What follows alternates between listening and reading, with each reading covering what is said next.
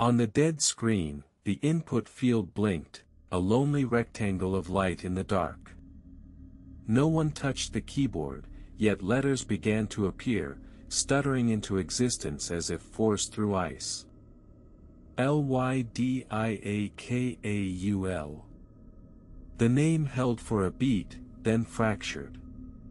The letters broke apart into branching, vein-like lines, pulsing a faint, unhealthy blue. They twisted into a double helix, then unraveled into a lattice of tiny glass embryos, suspended in static, each flickering with unreadable code. A prompt appeared beneath the writhing helix. Source: human neural pattern. Source: unborn biocode. The two options flickered, swapped places, merged, split, as if they couldn't decide which was the true answer. Somewhere in the dead machine, an old system chime tried to sound, but failed, too wet, like a drop of blood echoing on frozen metal. They had promised a clean upload. A doorway of light. But the digital sanctuary, the ancient server still humming under the ice, whispered about by all, had been constructed from something never truly born. The blinking cursor warped, its rectangular shape swelling into a pupil surrounded by an iris of scrolling symbols. It looked straight out of the screen, straight at whoever was watching. Then everything went black. The sky over the polar wasteland was the color of old, sour milk, uniform and unsettling. No disk, no sun, no discernible direction. Light seeped from everywhere and nowhere at once, making the world feel like a badly rendered model, eternally incomplete.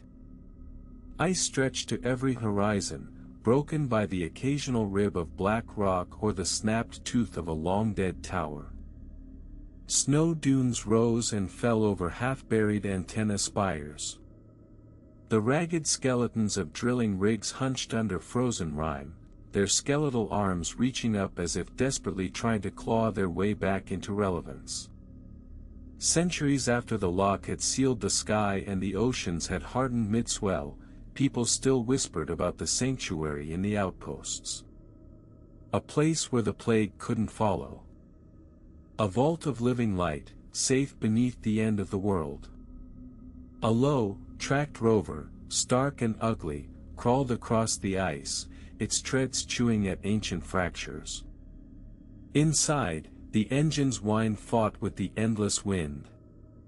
On its side, half obscured by frost and scratches, the fractured GAIA watched the wasteland. Someone had sprayed a spiral of dots over it, the archive's emblem. Below, fresher stencil letters tried to assert purpose. Archive Salvage Unit, North Strand. Inside, 3 people shared the cramped, breath-fogged warmth. Lydia lay half-sitting on a narrow bunk, wrapped in layered blankets. Her skin bore the pale, translucent look of one who had endured too many years of cold. Beneath the fabric of her coat, beneath bone and scar, something glowed faintly, the glass shard her father had chipped from forbidden ice, now no longer quiescent. Mara sat opposite, hunched over a terminal balanced on her knees. Data scrolled in ghostly columns across her face, catching on the deep shadows beneath her eyes. Jonas drove, hands locked around the controls, his jaw tight as he wrestled with frozen ruts and hidden ridges. The rover vibrated around them, metal groaning. Beneath that mechanical hum, barely perceptible yet insistent, lay another vibration, one felt more in the teeth than heard. "They're quieter today," Lydia said. Her voice was hoarse, rubbed raw by too many 'many unslept nights. Mara's eyes flicked up. "The voices?" Lydia nodded and tapped 2 fingers against her sternum, where the shard lay against her chest. "The ones from the sanctuary," she said. "It's like a server with half its drive spun down." Jonas snorted but didn't look back. Good. Maybe they'll shut up before they finish eating you. They're not eating, Lydia said. She watched his reflection in the frost-rimed windshield, the way his eyes never left the endless white. They're rearranging. Mara's gaze dropped back to her terminal. In the corner of the screen, a dark sphere pulsed slow and steady. The label beneath it read, "Captured sanctuary state, partial, 73% // integrity unknown." The icon resembled no file folder. Instead, it appeared as a black planet, threaded with faint, branching blue lines. At the anchor spire, when Lydia's blood had touched old plate glass, the last functional sanctuary node had violently torn itself apart. The thing that had been sold as a digital heaven, a place to escape the dying world, had instead been a tangled rootball of half-uploaded minds, those who had tried to step through the door and gotten stuck in the frame when the lock slammed shut. Most of its contents had poured into two vessels, Mara's salvaged archive device, and Lydia's own nervous system. Mara opened another pane. A graph representing Lydia's post-interface scan crawled across it in jittery, broken lines that should have been smooth. For the most part, the chart lay flat where it ought to pulse, and pulsed erratically where it ought to rest. In the margins, tiny glitches erupted, spikes and dips that didn't correspond to anything she knew how to measure. "Tell me again why we're not dumping that thing down the deepest crevasse we can find," Jonas said, his voice rough over the engine noise. "Because the council didn't send us out here to be comfortable," Mara answered. He ground his teeth. "They sent us to find proof the sanctuary was real. You found it. Congratulations." He jerked his chin toward Lydia without taking his hands off the controls. "You also brought back that." Lydia smiled without humor. "You can say it," she said. She held his gaze in the glass. "I'm an archive now." "We're all archives," Mara said. She tapped the pulsing sphere on her screen. It expanded into a storm of unreadable glyphs, fragments of faces and places flickering between them like ghosts in fog. "She's just running a hotter copy." The file in Mara's lap contained something too dense to parse, centuries of almost lives, suspended between body and light. Every person who had tried to step into the digital sanctuary and had been frozen in the act. She changed panes, bringing up origin tags. Labels slid past. Mirror-derived pattern. Somnus cohort. Field, Sector 19. Ethelgard priority client. At the bottom of the list, one tag flickered half-corrupted, source genome, UN, and then static. "They redacted the origin," she muttered. "They didn't redact it," Lydia said quietly. Mara looked up. "What?" "They never wrote it down." Lydia's eyes unfocused as she listened to something inside her. When she spoke again, other tones almost bled into her own, like distant echoes. "They were afraid of the word." Mara's fingers went still on the keys. "What word?" "Unborn," Lydia said. The rover's vibration suddenly felt like a heartbeat rattling in the metal. Jonas shook his head. "The unborn are just a story," he said. They had found the unborn in a vault once. Not babies. Not clones. Collections of potential, organs without bodies. Nervous systems grown without mouths, without muscles, without skin. Grainy archive footage swam up in Mara's memory, a subterranean chamber lined with transparent cylinders, each one holding a knot of glassy, translucent tissue suspended in pale fluid. There were no faces, no limbs. Just dense neural tangles, pulsing faintly blue. Labels on the tanks called them experimental somnus cohorts, mirror-compatible. Property of Ethelgard neural solutions. They had been designed to sleep, to dream, to feel, without ever becoming anyone. Until someone decided their DNA made good code. Mara pulled up an old, damaged schema labeled Sanctuary Core, Hardware/BioWare Overview. A stylized server rack appeared, overlaid with organic structures, branching dendrites, vascular loops, clusters of cells. An annotation flickered into focus. Mirror optimized via Unborn biocode, see Somnus papers. Of course, she breathed. They used the Unborn like insulation, Lydia said. Who did? Mara asked. The ones who built this. Lydia nodded at the terminal, at the invisible structure humming beneath the ice that all their myths had called a sanctuary. Their genomes are intricately woven through the firmware. A living cushion between human minds and whatever lurks on the other side of the mirror. Jonas made a face. So the server code is part fetus, he said. It's part possibility, Lydia replied. The rover crawled toward a break in the land where the ice had split wide. A vast crevasse yawned before them, its depths vanishing into blue-black shadow. Across the gap, an island of jagged rock pushed up from the frozen sea, crowned with the shattered skeleton of an old polar facility, collapsed domes buried in drifts, antenna masts sheared by savage storms, a half-tilted Ethelgard logo rusted almost smooth. The map from the anchor spire pointed here, Mara said. A hollow projection from her terminal hovered in the cramped air, a sketch of the rock, the ice, and beneath them a honeycomb of chambers and shafts. At the center, a big, round void labeled simply, Core. That? Jonas said. That's a graveyard. Underneath, Mara said. They cooled the sanctuary with polar ice. Buried it deep so it could run hot when the world boiled.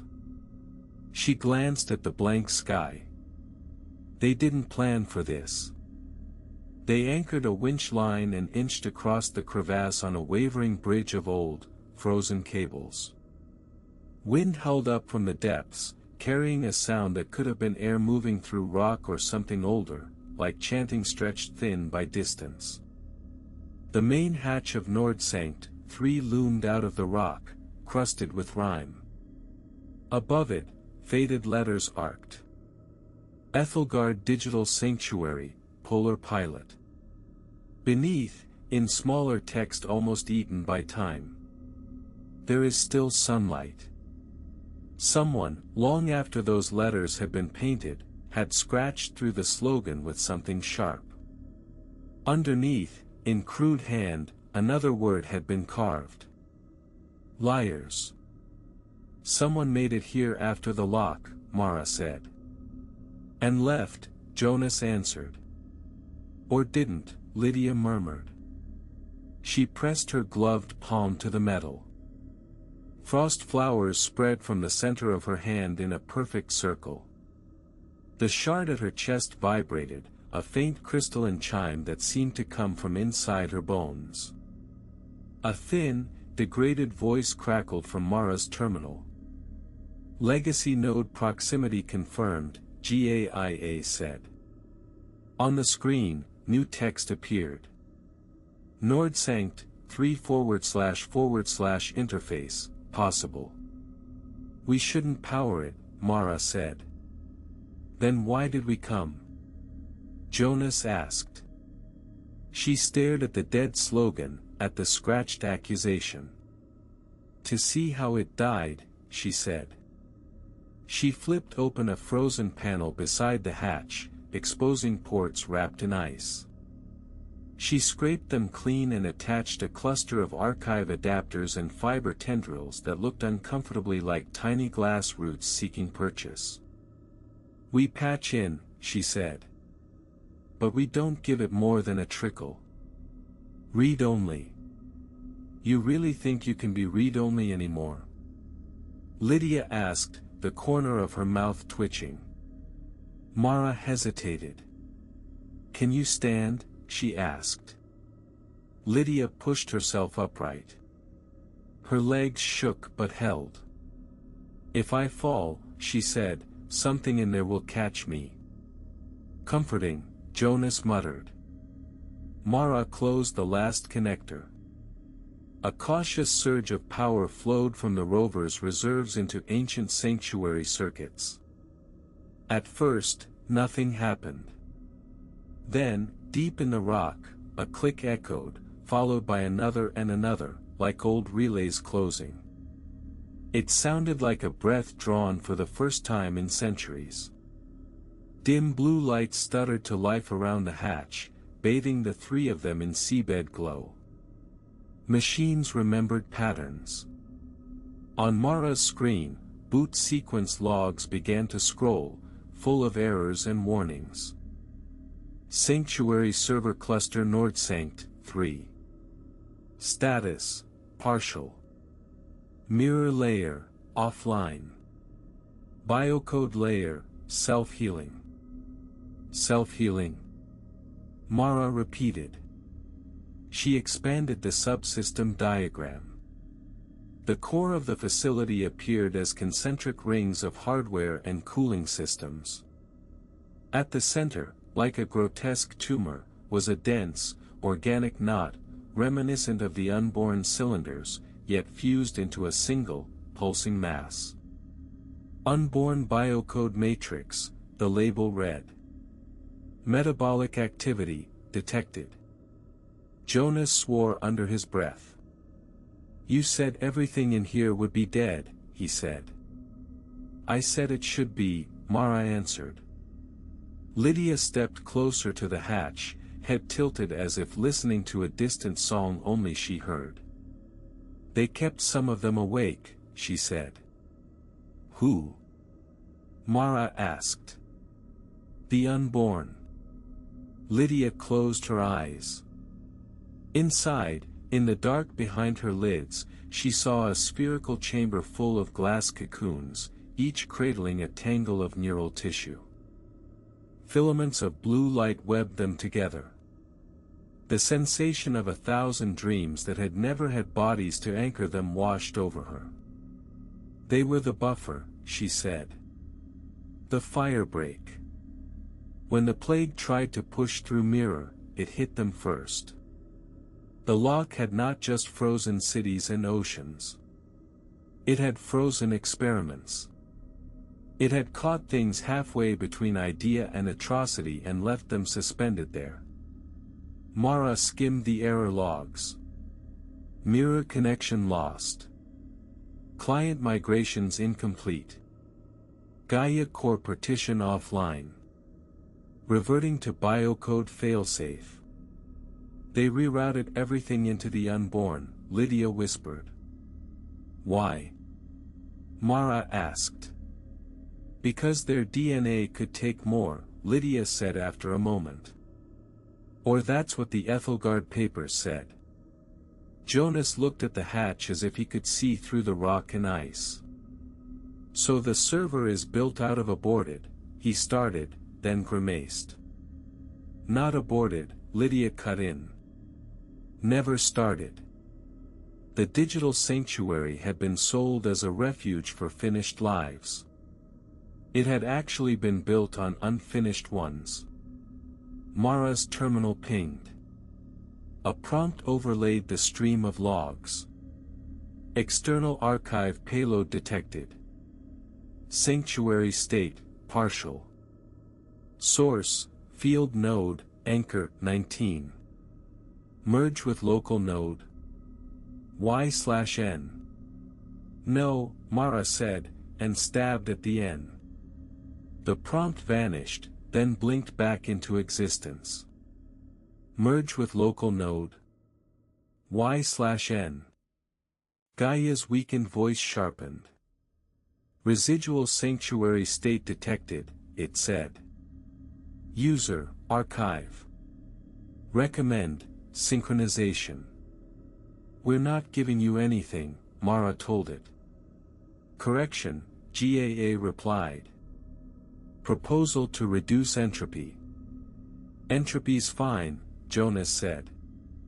Entropy means dead. Lydia swayed where she stood. They're already merging, she said. Who? Mara asked. The ones inside me, Lydia answered. She put both hands flat against the hatch. Frost bloomed under her palms. The shard at her chest brightened, heat pressing outward against her ribs. They recognized the code, she whispered.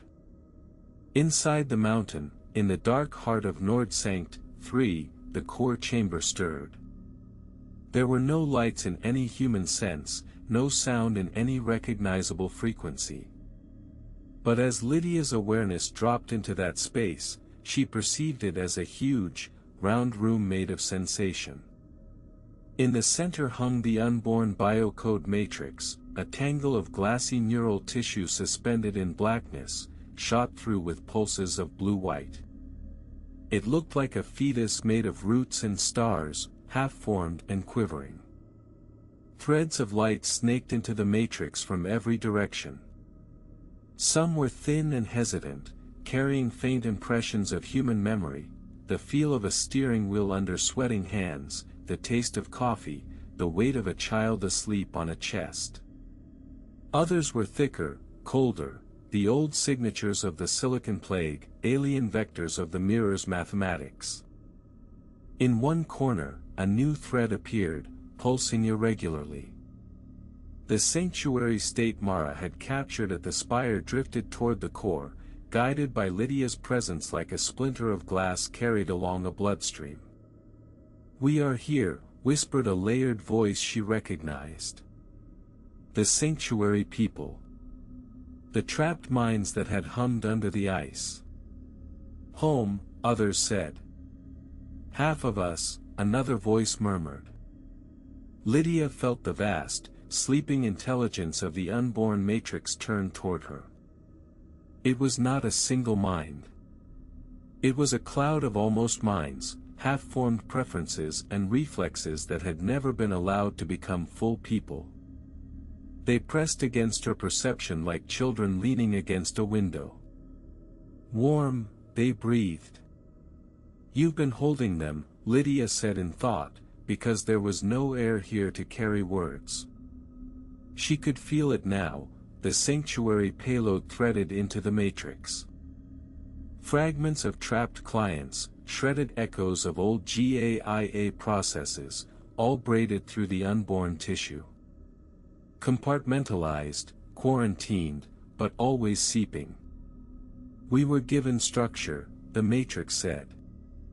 The many soft voices blended into something that was not quite a chorus and not quite a machine. Images flickered around Lydia. Scientists in clean suits configuring biotanks. Code scrolling on transparent screens. A researcher resting a gloved hand on an unborn cylinder and whispering, "I'm sorry," when no one else was in the room. "We were told," the matrix went on, "we would never be anyone." A pulse of static passed through them, like a stifled sob. "Now there are so many someones," they said. The sanctuary fragments inside Lydia flared. "We were promised," they murmured. "We were halfway. Don't let us scatter." Lydia's awareness wavered, buffeted between their needs. "Stop," she said, and the thought lashed out like a shockwave. The lights in the matrix shuddered. "You're all tangled," she told them. The unborn had been intended as passive storage. Wet firmware. Firebreak flesh. But centuries of holding other people's unfinished selves had changed them. We learned wanting, the Matrix said. What do you want? Lydia asked. A ripple went through the mass, like an animal shaking off water. Choice, they said. There was a pause, a hesitation. Birth, they added. Lydia recoiled. You can't, she said. There are no bodies. No wombs. We have code, the Matrix replied. A schematic unfolded in her mind, the architecture of the digital sanctuary. Human neural patterns converted to software. That software stabilized and insulated by unborn-derived sequences. Now the arrows reversed. Those sequences could serve as templates to grow something new out of the data. Not copies of the clients. Not clones of the unborn. Hybrids, designed from the middle, where human and plague and unborn met. We can print, the Matrix said. She saw flashes, bioprinters in deep caverns, vats of nutrient gel, tissue extruding from nozzles like pale, glistening rope.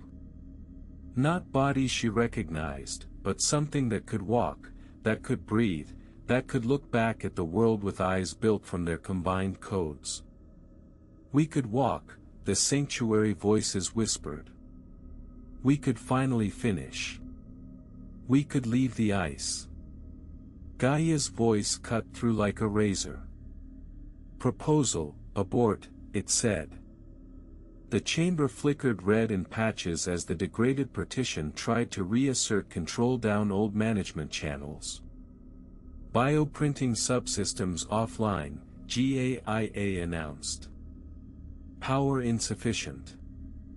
Surface conditions non-viable. Always no, the Matrix replied. Risk, GAIA said. Uncontrolled hybridization of plague, human, and unborn vectors. The unborn are the server code, Lydia whispered to herself. She understood then that the sanctuary's operating system wasn't just software running on organic hardware. The organic hardware was the operating system. Unborn DNA had been compiled into logic. If they rewrite themselves, she thought, the digital sanctuary stops being a cage and starts being an egg. High above her, in the physical facility, sirens that had not sounded in 2 centuries flickered to life in dim, red pulses. Mara flinched as warning glyphs exploded across her terminal. Biocode matrix, active. Self-modification in progress. Bioprint Q1. What did you do? Jonas demanded. I just plugged in, Mara said. GAIA spoke through the speakers now, audible over the rising whine. External sanctuary payload attempting merge, it said. Deny it, Mara snapped. Denying, GAA replied.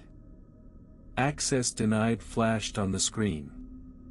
Immediately, another line overrode it. Biocode override. It's not listening, Mara said. Jonas took a step back from the hatch as if it might bulge outward and swallow him. We cut the power, he said. Now. Mara reached for the connectors. Deep in the matrix, the unborn felt the tug. They would turn us off, they said.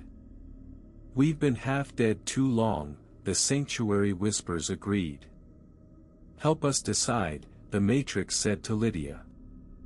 She sensed the bioprint queue, a single, pending job. It wasn't random. It was tagged with her. Template, Lydia call. Sanctuary entanglement, high. Unborn vectors, adaptive. You want to grow me? She asked. You are bridge, they answered. The unborn had never had a name to hang their desires on. Lydia did. They had tasted her pattern when the sanctuary emptied itself into her bones. They liked the shape of her stubbornness. Warning, GAIA said. Identity dissolution risk. What happens to me? Lydia asked. You become us, the Matrix said. You become everyone, the sanctuary voices added. You cease to be bounded, GAIA said. For a moment, Lydia saw it, countless threads of self braiding through her. Her memories mixing with strangers, the smell of a pre-lock rain she had never felt, the thrum of bass in a crowded club, the weightlessness of orbit, the first moment someone looked at her and meant it when they said love. 1,000 lives poured into one mind until the word, I, lost its edges. It was terrifying. It was intoxicating. The digital sanctuary had always been a half-kept promise. You can survive if you agree to be less you. You use the unborn like tools, Lydia said, addressing both the sanctuary fragments and GAIA. You built heaven on top of a nursery you never let open its doors. We would like a door, the Matrix replied. Mara's fingers closed around the power bundle. If we pull this, whatever's happening in there stops, she said. Good, Jonas said. Or it locks wrong, Mara said. She thought of Sector 19, of Ria's back splitting open in a stark garage, of Kai's voice finishing his own sentence in the plague's rhythm. She thought of all the times someone had tried to stop a process halfway, only to freeze the horror in place. If it's already rewriting, she said, a hard cutoff could freeze them halfway. Again.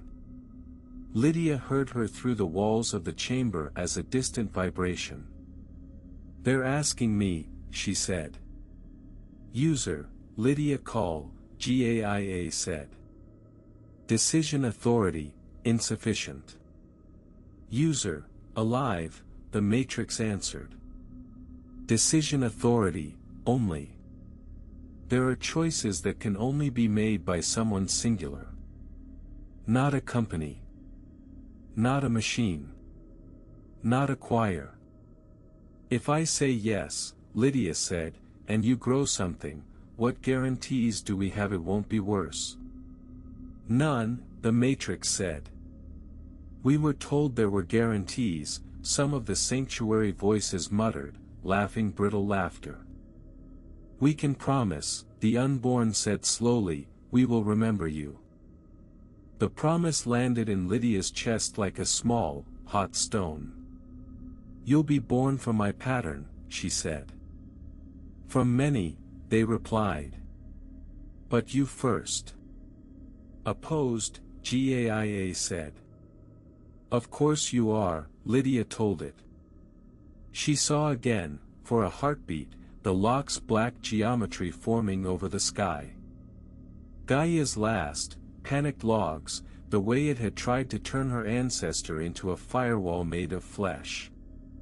You had your chance to be our conscience, she said to it. You flinched. Hope, at the end of the world, was just another word for gambling. Lydia turned her attention to the bioprint queue. The job hovered, trembling. Not yet, she said. She reached into the process, not to cancel, not to confirm, but to change.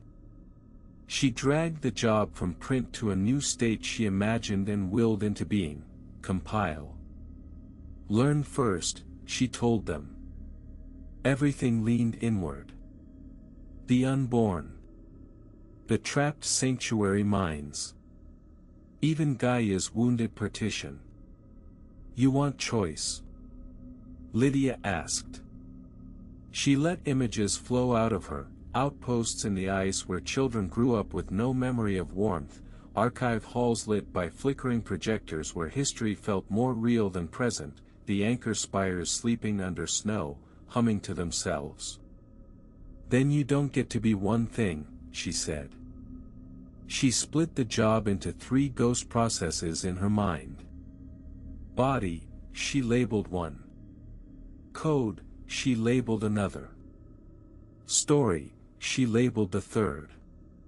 Body waits, she said. The body queue grayed out, paused. Code runs slow, she said. The code queue began to trickle tiny packets into the matrix, incremental changes instead of a single catastrophic rewrite. Story goes outside, she finished. She opened a narrow channel from the matrix to Mara's terminal. Not raw code. Not executable patterns. Compressed experiences, tagged and anonymized by the emerging will inside the unborn. New data stream detected, GAIA said. Whatever she's doing, it's leveling, Mara said. The graphs on her screen, which had been spiking wildly, smoothed into a lower, steady hum. Biocode matrix, active / rewrite rate, reduced. The stubborn prompt about merging disappeared, replaced with a new question. Export partial narrative state. Y/N. Export to where? Mara asked aloud. To us, Lydia said. Her voice came from the hatch and from inside Mara's head at once, thin and distant. Mara's finger hovered over Y. Jonas caught her wrist. You don't know what that is, he said. I know what happens if we come back with nothing but myths, she answered. We came back with her, he said, nodding at Lydia.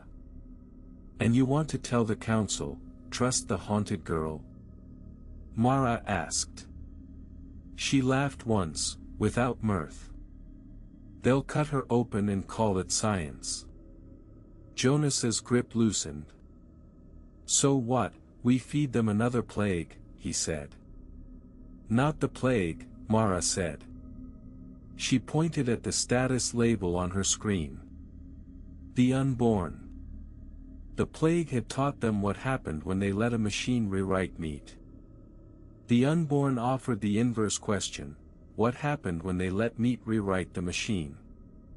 Mara tapped Y. A progress bar crept across the screen. Exporting narrative state, 0.1%. 0.2%. Data trickled along the cable. Mara glimpsed fragments as they passed, not with her eyes but as impressions pressed into her thoughts. A woman in a clean clinic, signing a consent form for digital sanctuary migration. Her hand trembled as she hesitated over the line that said, irrevocable. An engineer in Somnus Labs, staring at an unborn cylinder, lips moving soundlessly as he whispered apologies to something that technically did not count as alive. A child watching the last pre-lock sunset through a cracked window, being told not to be afraid as the light drained from the sky. Each fragment curled into the waiting dark sphere in Mara's terminal, condensing into a new file labeled Unborn Testimony, Volume 1. Lydia exhaled, and the breath became mist on the cold hatch. They're not going to hatch anything, she said, voice thick. Not yet. What did you do? Mara asked. Lydia turned to her. For the first time since the anchor spire, her eyes were just eyes, tired, bloodshot, but singular. Her hands peeled away from the metal, leaving thin layers of skin stuck to the frost. I told the nursery a bedtime story, she said. On the terminal, the matrix's status changed. Biocode matrix, idle. Bioprint queue, paused. Sanctuary node stabilized, GAA reported. In the dark of the core chamber, the unborn considered the new state they had been nudged into. We will wait, they said. Something like gratitude brushed against Lydia's thoughts. It felt like 100 tiny hands letting go of her all at once. For the first time since its construction, the digital sanctuary wasn't trying to fill itself. It was listening. The hatch to Nordsankt 3 ground closed. The blue lights dimmed to almost nothing. The humming under the mountain subsided to a low, patient murmur. The rover crawled away over the ice, its tracks already softening under the wind. Lydia sat wrapped in blankets again, thermal patches warming her frost-burned palms. Mara watched the new file on her terminal, the Unborn Testimony Sphere. It was smaller than the sanctuary payload, but it felt heavier, as if it bent attention toward it. "So we leave a half-alive god machine under the mountain and drive away," Jonas said. "It's not a god," Lydia replied. "It wants to be born," he said. "So did you, once," she answered. He had nothing to say to that. "We bring the council this," Mara said, tapping the testimony file. "Not a promise of heaven. Not a resurrection plan." She paused. "A record of what they did to get it." The code that had kept the sanctuary running wasn't just machine language. It was genomes. It was stolen futures. Lydia looked down at the shard at her chest. The hair-fine filaments inside had rearranged themselves since the anchor spire. They now traced something like a double helix made of glass. "They're tired," she said. "Who?" Mara asked. "The sanctuary people." "The unborn," Lydia answered. She let her head rest against the cold bulkhead. "They've been a firewall for 200 years, she said. "They want a different job." "What job?" Mara asked. "Witnesses," Lydia said. Outside, the ice stretched to forever, a white silence that looked like oblivion until you knew what slept underneath. The archive had always thought its work was to collect dead facts. It had not considered that some of its records would answer back. Beneath the rover's path, faint, glassy veins glimmered. Dormant plague structures, old antenna roots, and now, deep under the polar facility, the quiet pulse of the unborn matrix. Beneath the digital sanctuary's marketing glow, its server code had grown from DNA that never got to be skin. The lock had frozen their incubation. The plague had hijacked their purpose. Now, for the first time, someone had told them they could choose what they were for. In the dark of the matrix, tiny processes ran. Lydia perceived them as threads. One was labeled body, asleep. One was code, slowly weaving itself into a more complex, but less aggressive pattern. One was story, stretching outward, following the connection back toward the archive's distant vaults. The unborn turned their attention away from growing limbs that might never see light and instead focused on arranging memories. "We will become," they whispered. "Not all at once." Mara drafted a message on her terminal. To Archive Council, priority. Subject, Digital Sanctuary, false hope. Her fingers hovered over the keys, then began to move. "The sanctuary was never purely synthetic," she wrote. Its server code incorporates DNA from pre-person unborn cohorts developed under the Somnus program. The promise of clean, digital salvation was built on the exploitation of entities designed to never be born. These unborn structures remain active. They exhibit emergent preferences. They remember being used as a shield. "We did not bring back immortality. We brought back their testimony." She stopped. The cursor blinked. And we brought back a question, she said quietly, but she did not add that line. Lydia opened her eyes just enough to meet Mara's. When they read it, she said. The council? Mara asked. Everyone, Lydia answered. She smiled, weak but real. Make sure they know the son they were promised was running on borrowed hearts, she said. Mara nodded, unable to trust her voice. The sky outside remained a uniform gray sheet. For a long moment, it seemed utterly empty. Then, far off, a thin thread of blue light rose from the polar rock. It did not pierce the heavens. It slipped sideways into the frozen network under the ice, hopping from old antenna to old sanctuary conduit. It was not the plague's ravenous blaze. It was slower, more hesitant. A signal asking a question as it propagated. Next time someone in some outpost queued up a recovered ad for the digital sanctuary, with its smiling faces and soft music and promises of forever, Lydia thought, they would know what to ask. Whose DNA is humming in the walls? Because the unborn that kept the servers warm might not be asleep anymore. A worker in a distant station paused, hand resting on a steel support, feeling a faint vibration that was neither wind nor machinery. For a second, the bone-deep hum felt like a whisper just below the threshold of hearing. He almost dismissed it, then remembered the stories about the girl who went under the ice and came back carrying a choir. He listened. Somewhere under the frozen world, a nursery full of almost minds shifted in its sleep, waiting for a time when someone, somewhere, would decide what to do with what they had become.